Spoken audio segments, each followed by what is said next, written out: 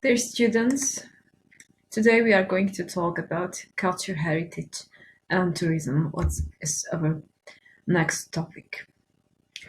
To start this conversation, we should think about what means tourism and how is it linked with heritage, and especially what it includes, what we can consider to be touristically interesting places.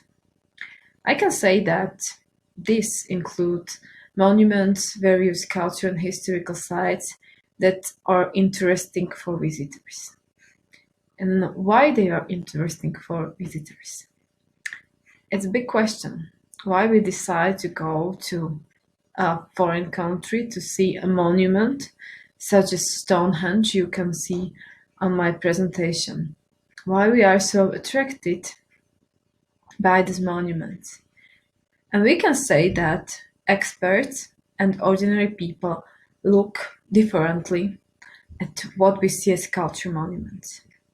For tourists, it's usually a curiosity at something symbolical, something they would like to see and they would like to make picture of or photos near this monument. And for experts, it's not only attraction, it's more. But today we are going to talk about tourism and what is valuable, what we can consider to be valuable in terms of heritage, what is attractive for tourists. In my presentation, you can see two pictures. One is a very famous church, Basilica of Sacré-Cœur in Paris. And on the other picture, you can see Disneyland in Paris. That's very funny. It's visited by more than 10 million tourists each year. So it means that every year people comes to these places, to Disneyland, and also to church, to religious heritage, to see how is it and what is it. Can we compare it? Can we say that touristic attraction is maybe not so valuable? Maybe there are differences because Disneyland is for fun and church is for praying. I cannot say. Tourism doesn't see it differently. And tourism is not the question of values. It's a question of just general overview and public interest, what is hidden in these buildings. And now we go to industrial heritage, because this is one of the topics, and I explained you that the question is culture in industry and industry in culture. How is it divided? What it means? Culture as industry, it's not easy to explain. Why? Because we look at the culture as something valuable, something what is, let's say, software of our civilization. And now we look at culture as an industry, a product, something to be sold. So that means that culture can be seen as one source of economic and social development, and of course a form of capital that can be valued and we can get money from. This problem appears quite often because we have to be very careful in selling, in touching, in promoting our, let's say, values and signs of identity hidden in the culture monuments.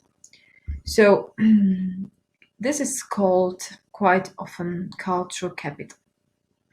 It's not something that you can, it's not difficult to understand what it means. It includes culture or economic, social values in tangible and intangible forms. It's a collections, a monument, music, language.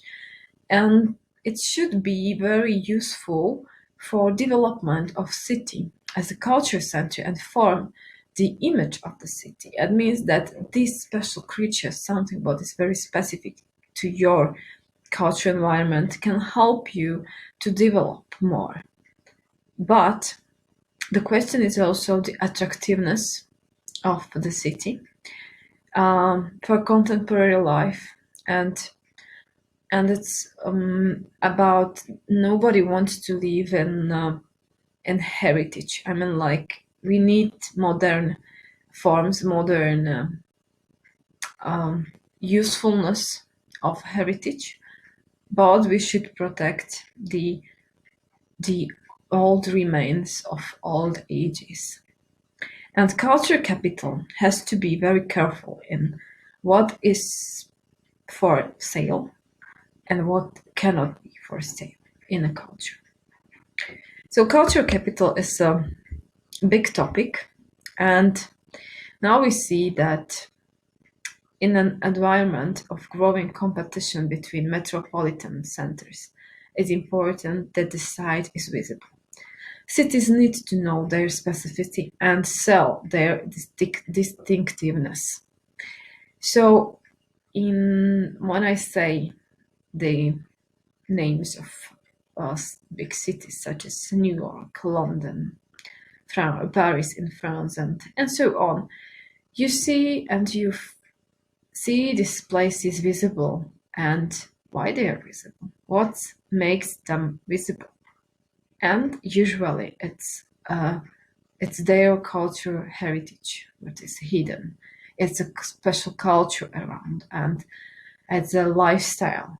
Everything what makes them special. And in these cases, you see that they know how to sell this distinctiveness, this uniqueness of these areas. They are not the same. And if we talk about culture as industry, very important is a tool or there are tools used in art marketing. This is about the profile of a city. It can be made by these marketers or people working in marketing as culture centers, and they can really increase tourism in these places. And this art marketing can promote what you want to see, what you want to make visible in your city, and especially special places, special objects, really to highlight the uniqueness of a place or of a city. This art marketing is very clever, and people working in marketing usually know how to make your city really attractive, using new application forms or using new way of communication, using not very old forms of advertisement, but very new forms. And this is something what you can really see, especially in cases of big cities. So let's say that even we maybe never thought about this, culture tourism is becoming the world's largest industry and employer. Why? Maybe you say that, okay, heritage is all around us, culture attractions are all around us.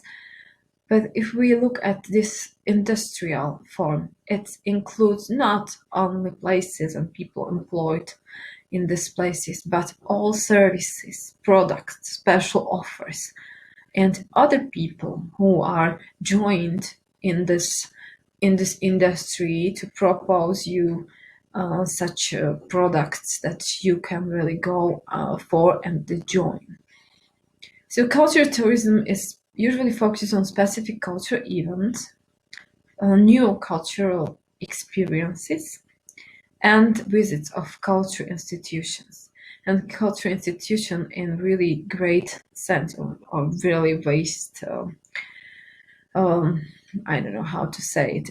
It's not only these big institutions, such as theater, opera, cinemas, but also very small, very local. institutions. And this is really connected with the economic development of culture, of country, and especially of culture. Because if you do not support culture, usually you see the effects in the society. So the question of ethics in selling culture heritage, I will not tell you what's wrong and what's right. We will look at culture heritage as a product. And if we look at the culture heritage and we start to think about what it means, culture heritage, you see that it's not the same. It's not what we usually see as products. So it's different from ordinary consumer goods. It's a specific product. It's associated with place, with prestige, with atmosphere, architecture, and genius logic. And what more, this product should be accessible, attractive, and authentic. And what we can, do with this, what profit we can have from such product. It's investments in restoration, of course, protection, maintenance, and it's activity around.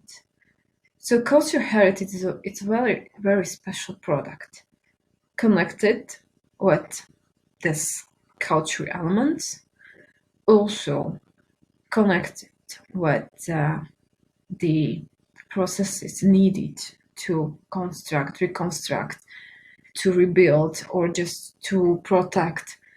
And we have to be very careful because it's something what society can see differently. An example, you have a very old castle, let's say ruins, and there is investor who wants to buy it and to make a very nice new hotel at this place. Do you feel it as something, as a good solution for such place? To reconstruct, it's okay, renovate, it's okay, but to make a hotel in such a historical place. And this is question what is usually really not easy to answer, if it's better to see ruins or if it's better to see a hotel. I don't know. And it's not easy to me to tell you what way we should go, because culture heritage, it's a huge topic, and culture as industry and cultural heritage in industry, it's once again a topic of we are going still in a circle, I'm sorry, where we are going back to the question of cultural heritage in terms of values. So how we see it valuable, what we see valuable, and what not, and why not. And the approaches to this industrial point of view are different. On the other side, if we talk about industry and culture industry need a lot of well-educated people, but the knowledge on cultural, not only identity, but management, marketing, strategies, planning, restoration. You have to be in touch with many institutions who are in every nation, every state, set just to provide such services. And of course, the promotion. At the end of my presentation, you can see picture. It's our capital in Slovakia, Bratislava, and there is written Slovakia, terra di amici. It's yes, I can say it's a country of friends, and this is just an example about how it can look like when we try to attract people by showing a picture. On the picture, you can see the river Danube, you can see the castle, and you can see one tower of a church. And maybe this way of art marketing can be attractive. But my question is, if this picture is attractive to you, and if you start to think about going to Slovakia after seeing this picture, and after just maybe very, let's say, fast brainstorming about what's on the picture, if you would like to see what's this. So in my presentation, I'm showing you some pictures, some quotations. Once again, I will be very happy if you decide to learn more and to look around you how culture is presented as culture product, and what is presented, and how is it made for sale. So it's a question, and maybe I will be very curious about your personal attitudes towards this approach. Thank you for your attention, and please continue with my worksheet. See you soon.